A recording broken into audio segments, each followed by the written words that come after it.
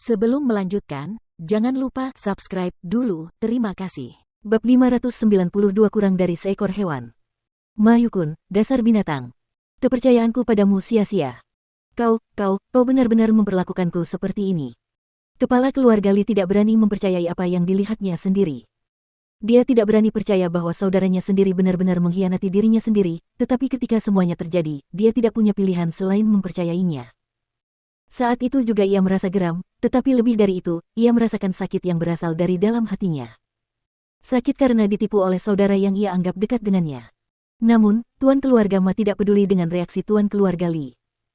Dia hanya mencibir, lalu mengeluarkan senjata elit dan menusukkannya lagi ke dada tuan keluarga Li. Kekuatan yang dia curahkan pada tusukan itu sangat besar, dengan kuat menusuk tuan keluarga Li ke tanah. Ketika dia jatuh, telur kristal es itu berada di tangan tuan keluarga Ma. Setelah meliriknya, dia tersenyum puas dan menatap tuan keluarga Li, sambil berkata dengan senyum dingin, "Saudaraku, jangan salahkan kekejaman dan ketidaktahuanku tentang persahabatan persaudaraan. Kamu hanya bisa menyalahkan kebodohanmu yang berlebihan." Setelah mengucapkan kata-kata itu dengan nada mengejek yang amat sangat, sang guru keluarga Ma mengarahkan pandangannya ke arah kerumunan keluarga Ma di pintu masuk istana, lalu melambaikan lengan bajunya dan memberi perintah, "Mulai." Asteris ledakan dentuman-dentuman. Ah. Setelah tuan keluarga Ma mengucapkan kata-kata itu, kerumunan keluarga Ma langsung meluap dengan nafsu haus darah, dan tanpa berkata apa-apa, langsung menyerang kerumunan keluarga Li. Belum lagi mereka lengah, bahkan jika mereka berhadapan langsung, kekuatan mereka jauh lebih rendah daripada kekuatan keluarga Ma. Jadi, saat kedua kekuatan itu bertabrakan, keluarga Li benar-benar kalah. Namun, hal yang paling mengejutkan bagi orang-orang dari keluarga Li adalah bahwa kedua tetua kepala keluarga Li, pasangan Sabi, tidak hanya tidak melawan orang-orang dari keluarga Ma. Sebaliknya, mereka menyerang orang-orang dari keluarga Li, dan sangat kejam. Setiap serangan merenggut nyawa mereka, dan dalam sekejap, beberapa anggota keluarga Li telah dibunuh oleh pasangan tua itu. Identitas mereka sebagai pengkhianat ditunjukkan sepenuhnya tanpa ada yang disembunyikan. Adapun putri dari guru keluarga Li, Li Chan, meskipun nyawanya tidak terancam, dia benar-benar ditundukkan oleh keluarga Ma. Dia diikat oleh seorang spiritualis dunia dengan tali formasi roh, dan pada saat itu, dia sama sekali tidak dapat berkontribusi dalam pertempuran. Dia hanya bisa menyaksikan keluarganya sendiri jatuh satu demi satu di depannya. Ma Yukun, binatang. Apa kau sudah lupa ajaran leluhur kita? Apa jantungmu sudah dimakan anjing? Melihat bawahannya mati berturut-turut karena kebodohannya sendiri, tuan keluarga Li menjadi sangat marah. Dia mengabaikan luka-lukanya sendiri, dengan kuat menahan rasa sakit di dadanya, dan menerkam ke arah tuan keluarga Ma. Namun, bagaimana mungkin dia, yang sudah sangat lemah, mampu mengalahkan tuan keluarga Ma? Dengan mengangkat kakinya dan menendang, tuan keluarga Li sekali lagi terlempar ke tanah. Selanjutnya, tuan keluarga Ma dengan keras menginjak tubuhnya, dengan paksa menghancurkan tulang dadanya. "Saudaraku, apa yang ingin kau katakan? Apa gunanya ajaran leluhur? Apa gunanya persahabatan persaudaraan? Bisakah itu membuat keluarga Maku makmur? Bisakah itu membuat keluarga Maku memonopoli pegunungan Wolf Ivory ini? Baiklah, kukatakan padamu, itu tidak bisa. Tidak ada yang berguna di dunia ini. Semuanya sampah. Tidak ada yang dapat mengubah kebenaran, pemenang adalah raja dan pecundang adalah pencuri. Aku tidak takut menanggung nama yang ternoda, dan aku juga tidak takut dicemooh oleh orang lain, karena ketika aku menang, tidak ada yang berani menunjuk jari mereka padaku. Mereka hanya akan melayaniku. Mereka hanya akan takut padaku. Adapun para penerus, mereka tidak akan mengingat metode apa yang kugunakan sebelumnya. Mereka hanya akan mengingat keberhasilan yang kubawa, Ma Yukun. Mereka hanya akan mengingat prestasi hebat yang kutinggalkan, Ma Yukun." Ma Yukun tertawa terbahak-bahak. Tawanya sangat menyeramkan, tidak merasa malu atas tindakannya, dan malah merasa bangga. Hewan. Aku benar-benar buta. Aku menganggapmu sebagai saudara karena aku buta. Aku sangat mempercayaimu karena aku buta. Kau hewan. Kau lebih rendah dari babi dan anjing."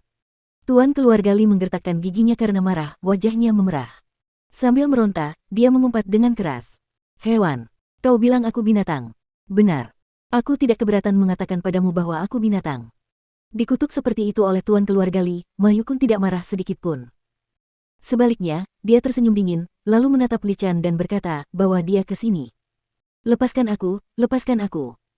Usai tuan keluarga Ma bicara, orang-orang dari keluarga Ma pun tak ragu lagi dan bergegas membawa Li Chan menghadap tuan keluarga Ma. "Ma Yukun, apa yang kau lakukan? Jika kau ingin melakukan sesuatu, lakukanlah padaku. Jangan ganggu canerku." Melihat itu, wajah kepala keluarga Li langsung pucat karena ketakutan, sangat takut bahwa kepala keluarga Ma akan meletakkan tangannya yang beracun pada putrinya. Kakak, apa yang kamu khawatirkan? Apakah aku akan menyakiti Chaner? Chaner, keponakanku yang cantik. Bagaimana mungkin aku tega menyakitinya? Jangan khawatir, aku pasti tidak akan menyakitinya. Aku akan membesarkannya dengan baik, aku akan memperlakukannya dengan baik. Tuan keluarga Ma tersenyum aneh, lalu menggunakan tangannya untuk memegang rahang Li Chan. Dia berkata, matanya menyipit, keponakanku yang baik, kamu jauh lebih pintar dari ayahmu, dan aku suka kecerdasan itu. Katakanlah, kamu telah menjaga tubuhmu selama bertahun-tahun dan menjaganya tetap bersih seperti batu giok, apakah kamu menungguku, pamanmu? Wah, dasar sampah. Li Chan membuka mulutnya, ludahnya menyembur ke wajah kepala keluarga Ma. Sampah. Benar, aku sampah. Hari ini, aku akan menunjukkan padamu seberapa sampahnya aku. Diludahi oleh Li Chan, tuan keluarga Ma tampak seolah-olah terangsang oleh itu dan benar-benar merobek roknya, memperlihatkan kulitnya yang halus dan lembut seputih salju. Terlebih lagi, saat dia berbicara, tuan keluarga Ma menekan Li Chan di bawahnya. Ma Yukun, apa yang sedang kamu lakukan? Chaner adalah keponakanmu. Dasar binatang, lepaskan. Dasar bajingan, lepaskan. Melihat tuan keluarga Ma berhasrat melakukan hal itu pada putrinya sendiri, hati tuan keluarga Li hampir meledak. Saat dia memanjat, sambil terhuyung-huyung, dia ingin melawannya dengan nyawanya. Berbaringlah, kau. Namun, tuan keluarga Ma hanya melambaikan tangannya dengan santai. Tuan keluarga Li kemudian jatuh dengan keras ke tanah, darah menyembur keluar dari mulutnya. Tulang-tulang di seluruh tubuhnya patah, dan dia tidak berdaya untuk berdiri lagi. Lebih baik begitu. Berbaringlah di sana dan jangan bergerak. Lihat bagaimana aku mempermainkan putrimu sendiri. Hahaha, mengenai hal itu, saudaraku, Chaner kita masih memiliki tubuh yang suci, kan? Sungguh, hal-hal baik tidak diberikan kepada orang luar. Hahaha.